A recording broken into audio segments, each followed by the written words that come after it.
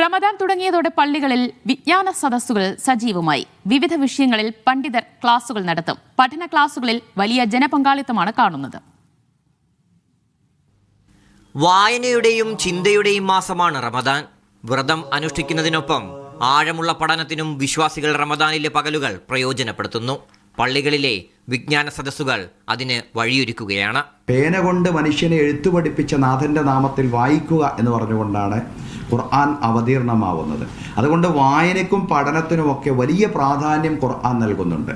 അപ്പോൾ ഖുർആൻ അവതീർണമായ മാസമാണ് റമദാൻ എന്നതിനാൽ തന്നെ റമദാനിൽ വിജ്ഞാന സദസ്സുകൾക്ക് നമ്മൾ കൂടുതൽ പ്രാധാന്യം നൽകണം എന്നുള്ളതാണ്. ഖുർആൻ കർമ്മശാസ്ത്ര പണ്ഡിതന്മാർക്ക് പുറമെ ആരോഗ്യ വിദഗ്ധരും ക്ലാസുകൾ കൈകാര്യം ചെയ്യുന്നുണ്ട്.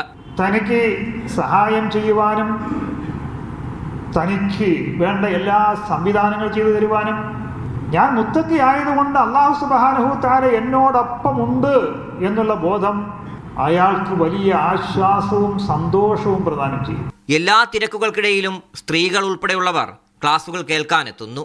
റമദാൻ മാസം മുഴുവൻ ഇത്തരം ക്ലാസുകൾ സജീവമായിരിക്കും. മീഡിയ 1 തിരുവനന്തപുരം.